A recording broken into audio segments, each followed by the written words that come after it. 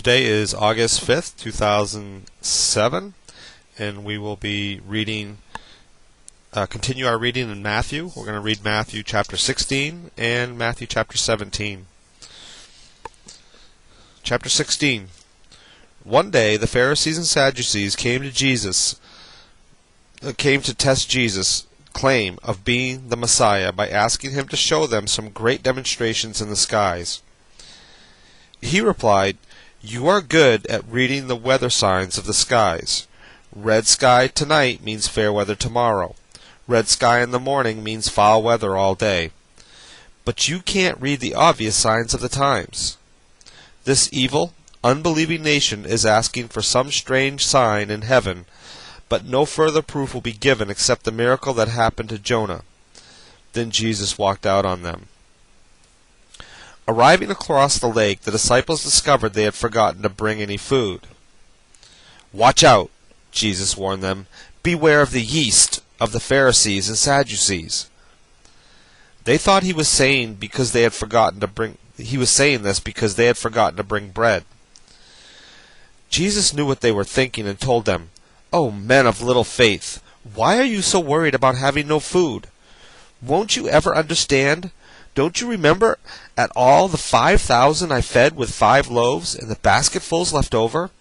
Don't you remember the 4,000 I fed and all that was left? How could you ever think I was thinking about food? But again I say, beware of the yeast of the Pharisees and Sadducees." Then at last they understood that by yeast he meant the wrong teachings of the Pharisees and Sadducees. When Jesus came to Caesarea Philippi, he asked his disciples, "Who are the people saying I am?" "Well," they replied, "some say John the Baptist, some say Elijah, some Jeremiah, or one of the other prophets."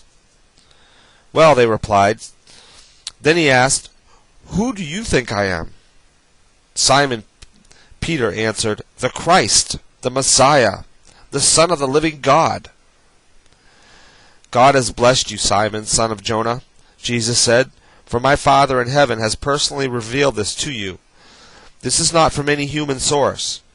You are Peter, a stone, and upon this rock I will build my church, and all the powers of hell shall not prevail against it. And I will give you the keys of the kingdom of heaven.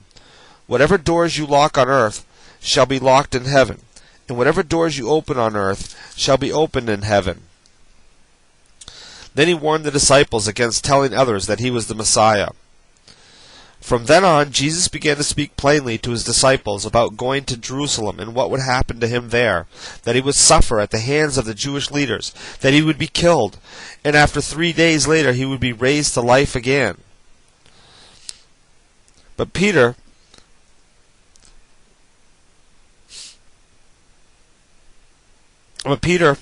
took him aside to remonstrate with him. "Heaven forbid, sir," he said, "this is not going to happen to you." Jesus turned on Peter and said, "Get away from me, you Satan. You are a dangerous trap for me. You are thinking merely from a human point of view and not from God's."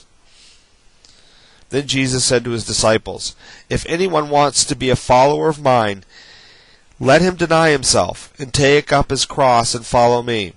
For anyone who keeps his life for himself shall lose it, and anyone who loses his life for me shall find it again. What profit is there if you gain the whole world and lose eternal life? What can be compared with the value of eternal life? For I, the Son of Mankind, shall come with my angels in the glory of my Father and judge each person according to his deeds. And some of you standing right here and now will certainly live to see me coming in my kingdom." Matthew chapter 16. Matthew chapter 17. 6 days later, Jesus took Peter, James, and his brother John to the top of a high and lonely hill, and as they watched, his appearance changed, so that his face shone like the sun, and his clothing became dazzling white. Suddenly Moses and Elijah appeared as appeared and were talking to him. Peter blurted out, "Sir, it's wonderful that we can be here. If you want me to, I'll make 3 shelters, one for you, one for Moses, and one for Elijah." But even as he said that, a bright cloud came over them, and a voice from the cloud said, "This is my beloved Son, and I am wonderfully pleased with him. Obey him." At this the disciples fell face downward on the ground, terribly frightened. Jesus came over and touched them. "Get up," he said. "Don't be afraid." And when they looked, only Jesus was with them. As they were going down the mountain, Jesus commanded them not to tell anyone what they had seen until after he had risen from the dead. His disciples asked, why do the Jewish leaders insist that Elijah must return before the Messiah comes? Jesus replied, "They are right. Elijah must come and set everything in order. And in fact, he has already come. But he wasn't recognized, and was badly mistreated by many. And I, the Messiah, shall also suffer at their hands."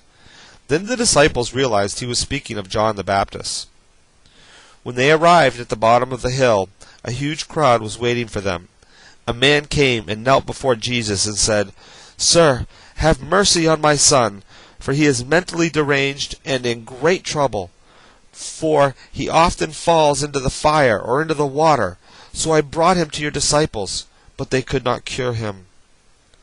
Jesus replied, "Oh, you stubborn, faithless people, how long shall I bear with you? Bring him here to me."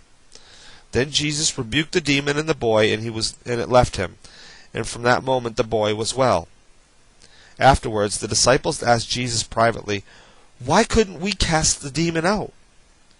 "Because of your little faith," Jesus told them. "For if you had faith even as small as a tiny mustard seed, you could say to this mountain, 'Move,' and it would go far away. Nothing would be impossible. But this kind of demon won't leave unless you have prayed and gone without food." One day, while they were still in Galilee, Jesus told them, "I am going to be betrayed into the power of those who will kill me. And on the 3rd day afterwards I will be brought back to life again." And the disciples' hearts were filled with sorrow and dread. On their arrival in Capernaum, the temple tax collectors came to Peter and asked him, "Does your master pay taxes?" "Of course he does," Peter replied. Then he went into the house to talk to Jesus about it, but before he had a chance to speak, Jesus asked him, "What do you think, Peter? Do kings levy assessments against their own people or against conquered foreigners?" "Against the foreigners," Peter replied. "Well then," Jesus said, "the citizens are free.